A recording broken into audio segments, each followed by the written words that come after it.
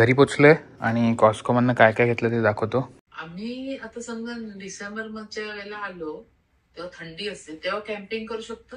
खरं तर कुठली पण इलेक्ट्रॉनिक वस्तू घेतल्यावर मला लगेच अनबॉक्स मी केली असती, पण शूट वगैरे करायचं म्हणून एवढं मला थांबावं लागलं. अरे आणि मासे पण करू शकतो याच्यामध्ये, तर एकदा फिश फ्राय पण ट्राय करेन याच्यात कसा लागतो. तर तुम्हाला फरक कळण्यासाठी मी आधी विदाउट इफेक्ट वाजवीन आणि मग विथ इफेक्ट वाजवीन.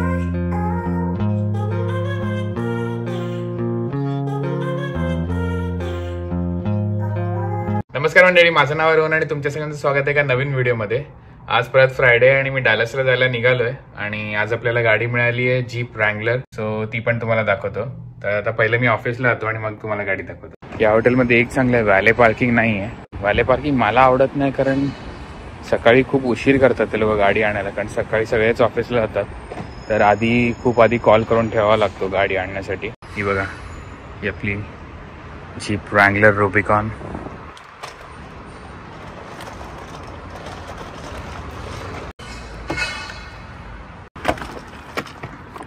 डिकीत ठेवत नाही कारण उघडणार नाही, खूप जवळ आहे भिंतीच्या.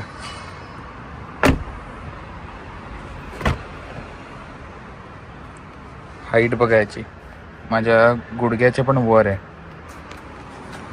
म्हणून ते हँडल दिले चढायला, पण मी बिना हँडल पण चढू शकतो.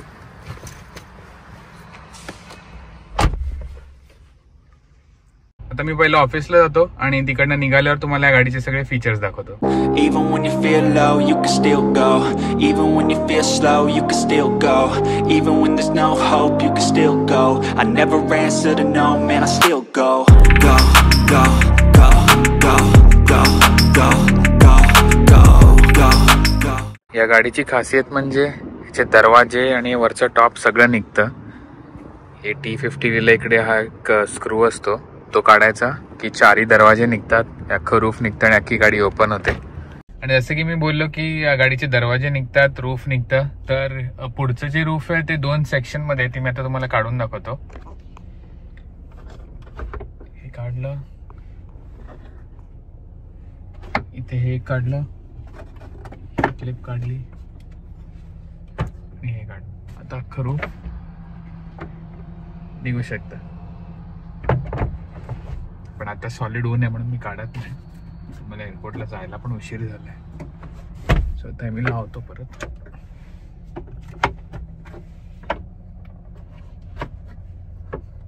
आणि दरवाजे आणि मागचं रूफ काढण्यासाठी ऑलरेडी ह्याच्यामध्ये टूल किट दिलेलं आहे आणि सगळ्यांना एकच साईजचा स्क्रू लागतो, म्हणजे वेगवेगळे टूल्स कॅरी करायची गरज नाही. आणि ही गाडी तर जीप असल्यामुळे ऑफ रोडिंगसाठी एकदम बेस्टच आहे. आणि ऑफ रोडिंगसाठी याच्यामध्ये 4 व्हील ड्राईव्ह पण आहे. आता 2 व्हील ड्राईव्हमध्ये ठेवली आहे मी. 4 व्हील ड्राईव्ह, न्यूट्रल आणि 4 लो रेंज गिअरबॉक्स आणि आपला नॉर्मल गिअर सिलेक्टर. आणि हे डिफरन्शियल लॉकर काय हे मी डिटेलमध्ये जात नाही, पण ऑफ रोडिंगसाठी कामाला असतं. आणि दुसरी इम्पॉर्टंट गोष्ट म्हणजे स्वे बार डिस्कनेक्ट केल्यावर पुढचे आणि मागचे म्हणजे चारही टायर किती वर खाली जाऊ शकतात, म्हणजे त्याच्यामधली जी लिंक असते ती डिस्कनेक्ट होते. तर हे एक इम्पॉर्टंट फीचर आहे ऑफ रोडिंगसाठी. तर आता चला आपण निघूया एअरपोर्टसाठी. आज बाहेर मस्त ऊन आहे आणि वारा पण चालू आहे. आणि ही गाडी चालवायचा एकदम वेगळाच फील येतो, कारण काच बघा केवढी जवळ आहे. नॉर्मल गाड्यांच्या काचा अशा असतात, प्लस ह्याच्यात आपल्याला बॉनेट पण दिसतं आणि प्लस उंच असल्यामुळे मजा येते चालवायला. आणि जे टायर बिअर मोठे असल्यामुळे स्टेअरिंगला एवढा रिस्पॉन्स नाही आहे.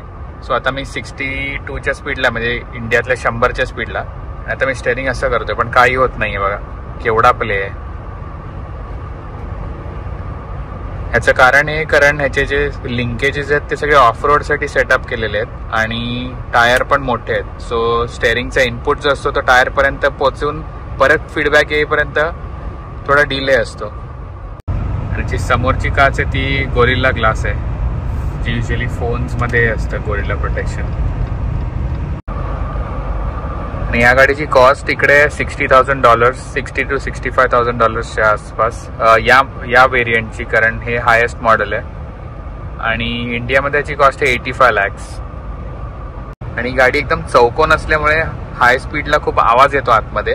आणि रूफ वगैरे निघणार आहे म्हणून ते सगळं प्रॉपर सील्ड नाहीये, म्हणजे वॉटरप्रूफ आहे पण जरा हलकं आहे म्हणून त्याला तेवढं साऊंड डेडनिंग नाही. आणि इकडे जे लोक जीप चालवतात ते आता समोरून सपोज जीप आली, म्हणजे या रस्त्यातून नाही पण असं छोट्या रस्त्यातून जर समोरून जीप आली तर एकमेकांना असा हॅलो करतात किंवा हाय करतात किंवा असं वेव्ह करतात, त्याला इथे जीप वेव्ह म्हणतात. आणि या गाडीचे दरवाजे निघतात म्हणून काचा वर खाली करायचे स्विच सगळे इकडे आहेत. म्हणून खूप वेळेला मी कन्फ्युज होतो, काच खाली करायची पटकन माझा हात इकडे जातो पण इकडे काहीच नाहीये. मला तरी ही गाडी आवडते, 5-6 वेळा मी चालवलेली आहे मागे पण. तर ही मी माझ्या पैशाने नक्की विकत घेईन. पण जर माझ्याकडे एकच गाडी असेल तर मी ही नाही घेणार. जर माझ्याकडे 3 गाड्या असतील तर तिसरी ही घेईन. आता मला सॉलिड उशीर झालाय माझ्या फ्लाईटसाठी. मी पोहोचणार आहे 11:48ला आणि माझ्या फ्लाईटचं बोर्डिंग चालू होतं 12 वाजता एक्झॅक्टली. पण गाडी ड्रॉप करून मला शटल घेऊन एअरपोर्टला जायचं आहे, त्याच्यानंतर सिक्युरिटी चेक करून मग बोर्डिंग करू शकतो मी. तर आय थिंक मी शेवटचाच असेल प्लेनमध्ये चढणार.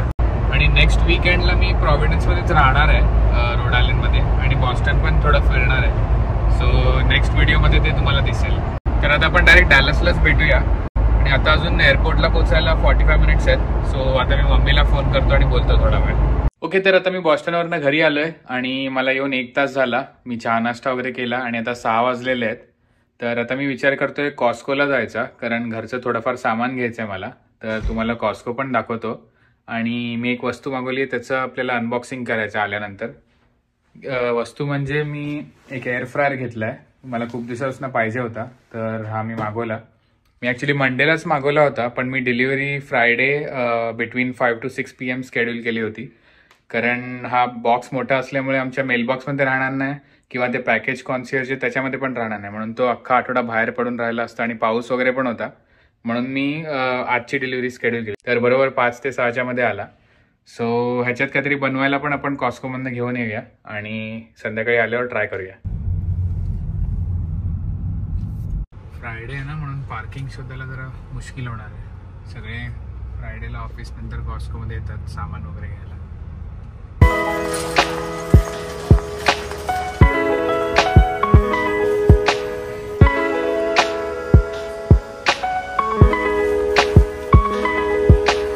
कूलरचं सेक्शन आहे आणि या कूलरवर रूलर आहे. रूलर ह्याच्यासाठी आहे की जेव्हा फिशिंग करतो तेव्हा मासा पकडल्यानंतर त्याची साईज मोजण्यासाठी.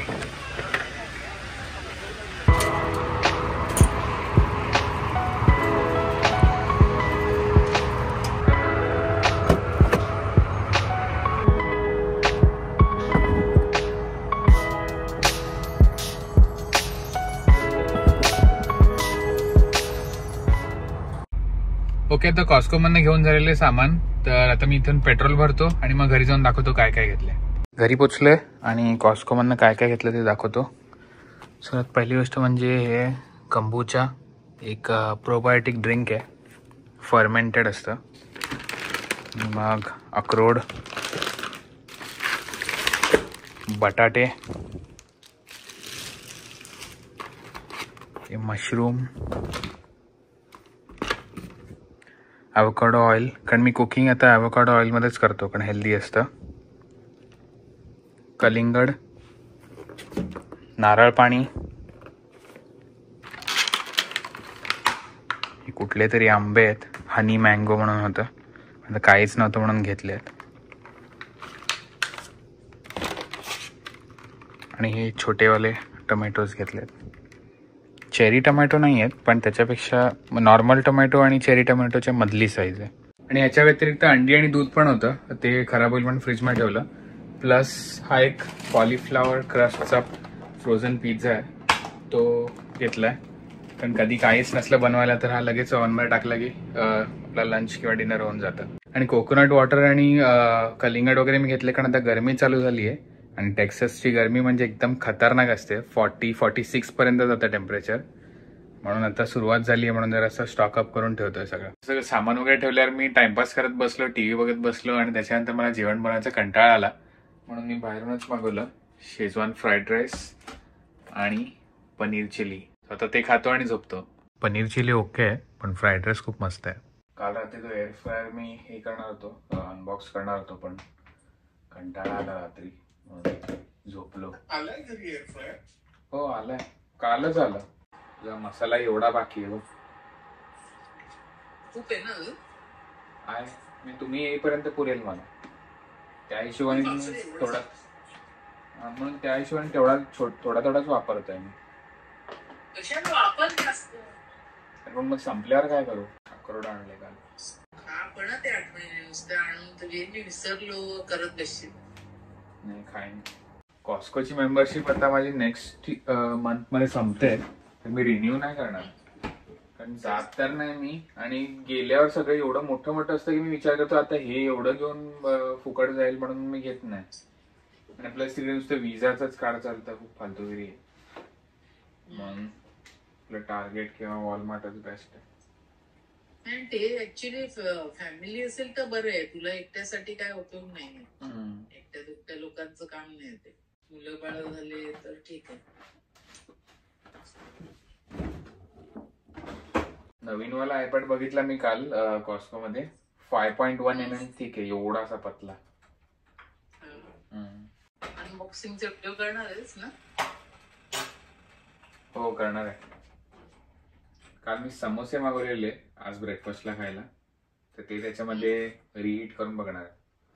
कारण अवन मध्ये करतो तेव्हा ते सगळे मायक्रोवेव्ह मध्ये केलं ते एकदम ते सॉगी होतात. आणि अवन मध्ये करायला एवढा सकाळी उत्साह नसतो. तुझ्या ओव्हन मध्ये कधी समोसे करतो तेव्हा त्याला तेल निघतं बाहेर? ऑलरेडी रेडीमेड समोस्याला रिहीट करताना नाही. कधी कधी म्हणजे खालच्या लेअरला जरासं येत असेल. नाही पण अशी जर समोसा वगैरे वडा तुझं तव्या बिवार केलं ना तसा तेलकट होतो तवा वगैरे. असं ओव्हन मध्ये होतो की नाही मला माहित नाही. तुम्हाला वाटत असेल की मी सारखा चहा वर घेऊन फूक का मारतोय. कारण हे कॉईल आहे तर त्याच्यामध्ये आपल्या इंडियामध्ये कसं आपण गॅस बंद करतो किंवा बारीक करतो तर लगेच रिॲक्ट होतो.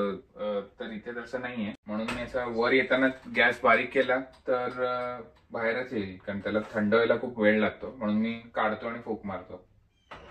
आम्ही आता समजा डिसेंबर मध्ये वेळेला आलो तेव्हा थंडी असते तेव्हा कॅम्पिंग करू शकतो. तेव्हा तो डिझेल हीटर घेईन ना टेंट गरम करायला. किंवा मग वूड स्टोव्ह घेईन. आणि आपल्या टेंटला वरती एक चौकोन फाडायचा आणि त्याचं एक हे येतं भोक. तर त्याच्यामध्ये तो वूड स्टोव्हचं पाईप टाकायचा म्हणजे आतमध्ये गरम राहतं. आणि त्या वूड स्टोव्हवरच काहीतरी ठेवून कुकिंग वगैरे करू शकतो. म्हणजे थंडी परवडेल पण त्यावेळेला पाऊस नको रे बाबा. पाऊस डेंजरस वाटत. आणि बघ आपण फर्स्ट कॅम्पिंगला गेलो तेव्हा आपण पावसाळीच वातावरण होतं ना. रात्रभर फडफड आवाज झोप नाही लागत बिलकुल. थंडीमध्ये काय तू अंगावर पण भरपूर घालून काय कम्फर्टर घेऊन कसा तरी झोपू शकतो किंवा मॅनेज करू शकतो. पाऊस ओढलं झालं की बोर होत एकदम. 2018 1,70,000 किंवा 2 लाख माईल चाललेली. आणि आम्ही समजा डिसेंबर मध्ये आलो तर मात्र आम्ही ते थर्मल वेअर वगैरे घेऊन येऊ. आणि ते वूल बिलचं आणू नका. वूलवालं मी घेतलेलं बेकार आहे. जे सिंथेटिक मटेरियल असेल तेच बेस्ट असतं. आता कॅम्पिंगच्या वेळेला स्लीपिंग बॅग घेईन मी. आपण ते घरचेच कम्फर्टर नेत होतो ना. स्लीपिंग बॅग जरा इफेक्टिव्ह असते. जरा काय जास्तच असते.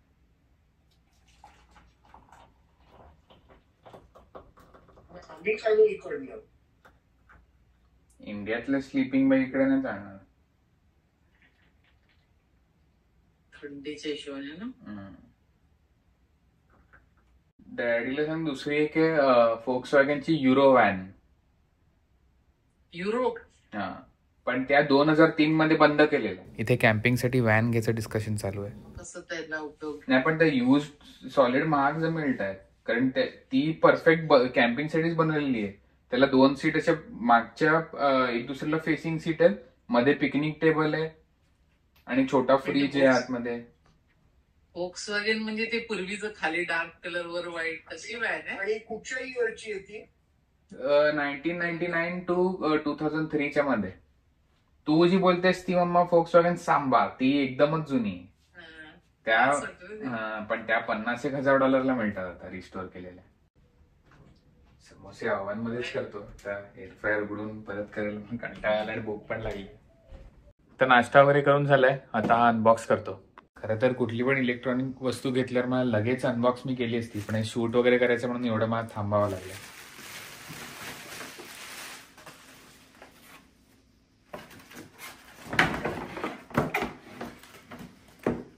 तर हा आहे एअर फ्रायर, निंजा कंपनीचा आहे, जी इकडे चांगली नावाजलेली कंपनी आहे.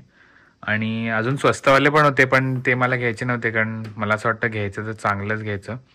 आणि या निंजामध्ये पण अजून एकतर कलरची व्हरायटी होती, ब्लू, रेड आणि व्हाईट होता, पण ते माझ्या किचनमध्ये मॅच होणार नाही. आणि हा न्यूट्रल कलर आहे म्हणून मी हा घेतला. आणि हा आहे 4 क्वार्ट, म्हणजे ऑलमोस्ट 4 लिटर, आणि याच्यामध्ये 1 किलो फ्रेंच फ्राईज राहतात. मी कधी एअर फ्रायर आधी वापरला नाही आहे, तर माझं पण फर्स्ट टाइमच असेल. आणि अजून फंक्शन्सवाले पण होते, पण हा निंजाचा बेसिक आहे. याच्यामध्ये 3 फंक्शन आहेत, एअर फ्राय, रिहीट आणि डिहायड्रेट, आणि 2 फॅन स्पीड आहेत. आणि प्लस ह्याच्यामध्ये क्विक स्टार्ट गाईड आलं आहे, ज्याच्यामध्ये थोड्या शेफ रेसिपीज आहेत. Baked potatoes, lemon herb, chicken, pork, baked apples, fudge brownies. So ह्याच्यापैकी काहीतरी एक ट्राय करेन मी.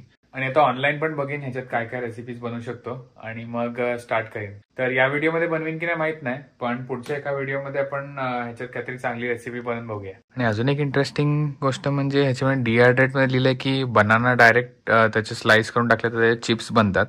तर हे मी नक्की ट्राय करून बघणार आहे होतं की नाही. आणि तुम्हाला पण काय रेसिपीज माहिती असतील एअर फ्रायरच्या तर मला कमेंट्समध्ये नक्की सांगा, त्या पण मी ट्राय करेन. आणि काल आणलेलं कंबूचा मी पितोय, मँगो पॅशन फ्रूट फ्लेवरचं. एकदम मस्त आहे. मी खूप वेगवेगळ्या ब्रँड्सचे कंबूचा ट्राय करत असतो, पण हे मला खूप आवडलं आतापर्यंत. आणि अजून पण 2-3 ब्रँड आहेत, त्याचं पण मला खूप आवडतं. ओके, सो मी आता चालू केलेलं आहे. आणि आता तुम्हाला कळेल मी हा कलर का घेतला, कारण माझा राईस कुकर पण डार्क कलर आहे आणि हा पण असा ग्रे सिल्वर कलर आहे, इन्स्टंट पॉट. आणि त्याच्यामध्ये हा मॅच होतोय. जर मी लाल किंवा निळा घेतला असता तर विचित्र वाटलं असतं.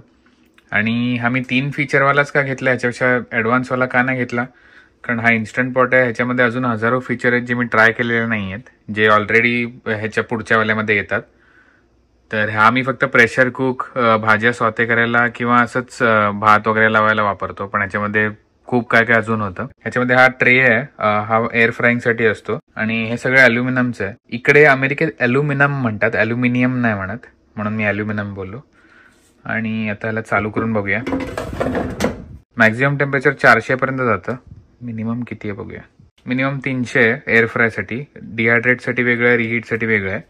आणि ते कुठच्याला किती टेम्परेचर लागतं, चिकनला 390, फ्राईजला 350. अरे वा, आणि मासे पण करू शकतो याच्यामध्ये. तर एकदा फिश फ्राय पण ट्राय करेन ह्याच्यात कसा लागतो.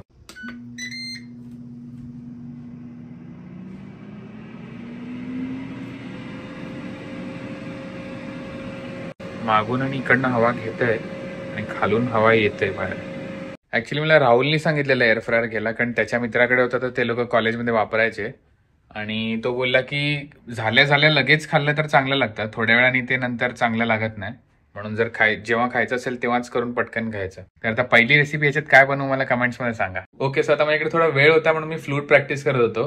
तर विचार केला तुम्हाला पण ऐकवतो, कारण खूप साऱ्या व्हिडिओच्या कमेंट्समध्ये लोक लिहितात की नेक्स्ट व्लॉग थोडा म्युझिकल होऊन जाऊन दे, फ्लूट ऐकायचे, गिटार ऐकायचे. सो आज मला थोडा वेळ आहे म्हणून मी तुम्हाला ऐकवतो जेवढी अर्धवट गाणी मला येतात ती.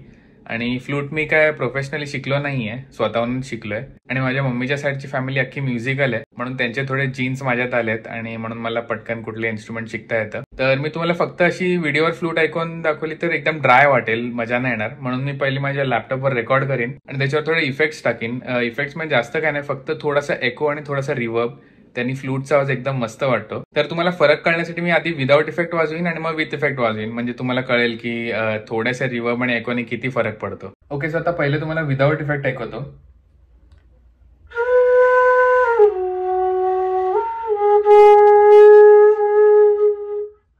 आता विथ इफेक्ट.